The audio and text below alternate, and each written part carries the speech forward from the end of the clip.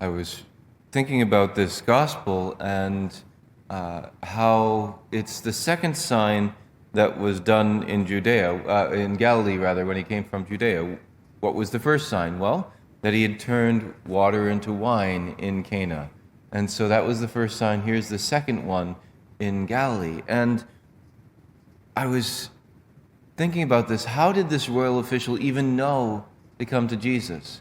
Well, because of that first sign. And that first sign came about through what? The act of faith of Mary. Mary saying, they have no wine, going to Jesus and trusting him, having this act of faith. And I was praying about this, and there's so many other things that we can see that one act of faith then builds up other people's faith. So like, I think it's in the Gospel of Mark, where the woman comes and touches the hem of Jesus' garment, and she's healed. And Jesus calls her out for her faith. And then a few chapters later, we hear about how Jesus is passing through crowds and people are touching his cloak, and all of them who touch are healed. Why? Because this woman's faith had drawn out the faith of so many others.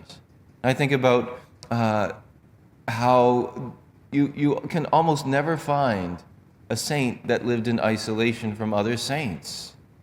They always had other friend saints, other family saints, people that built each other up. You think about St. Clare that was touched by the faith of St. Francis. I was thinking about, I read this several years ago, and I don't remember any of the details, but someone had done this article about this particular bishop that had worked to try to bring about faith in Spain, in his diocese, and so he had worked to publish all these books about saints and the life of Christ and other such things.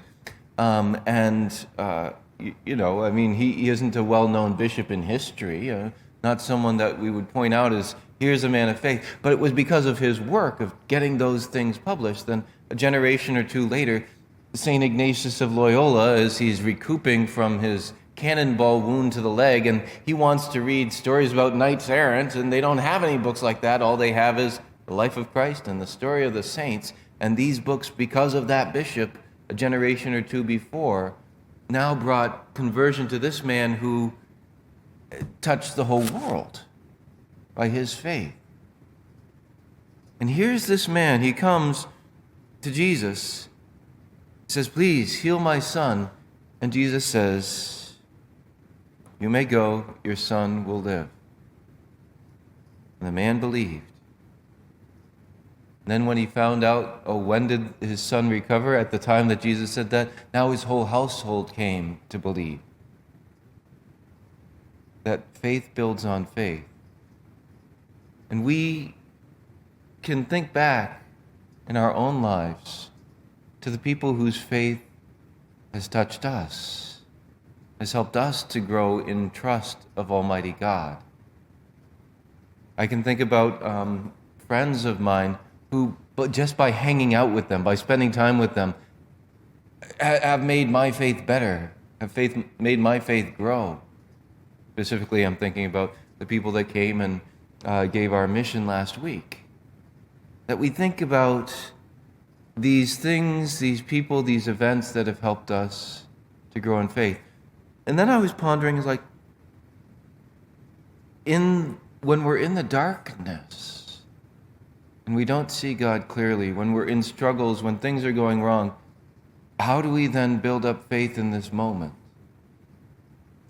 And I think part of it is looking back and saying, look at the faithfulness that God has been doing in our lives in the past. This is why I think journaling can be very important, because we can look back and say, okay, I see how God has been moving in my life up to this point. And this official, he saw what Jesus did in Cana in Galilee. And these other people, they saw what Jesus had done at the feast.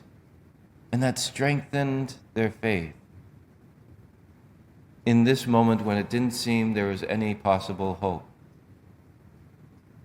Another thing that can help us, going back to St. Ignatius of Loyola, is that daily examine, where we look and we say, a lot of times when we think about an examine, we think about all the ways that I've sinned, and that's important to look at that, but that's not the first thing St. Ignatius says to look at.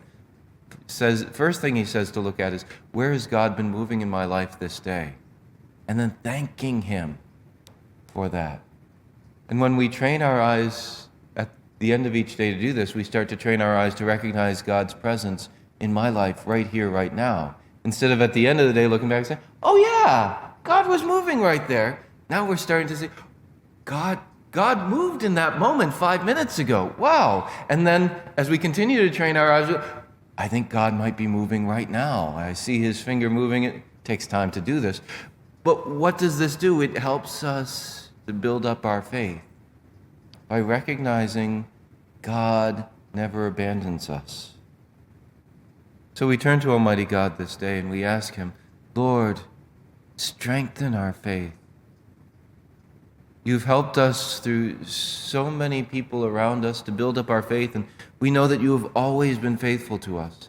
Help us to remember, to recognize all the times that you've been faithful, so that when we are in the darkness, we can trust, even now, even when I can't see you, even when your finger seems to be hidden from my life, you are moving with love in my life today.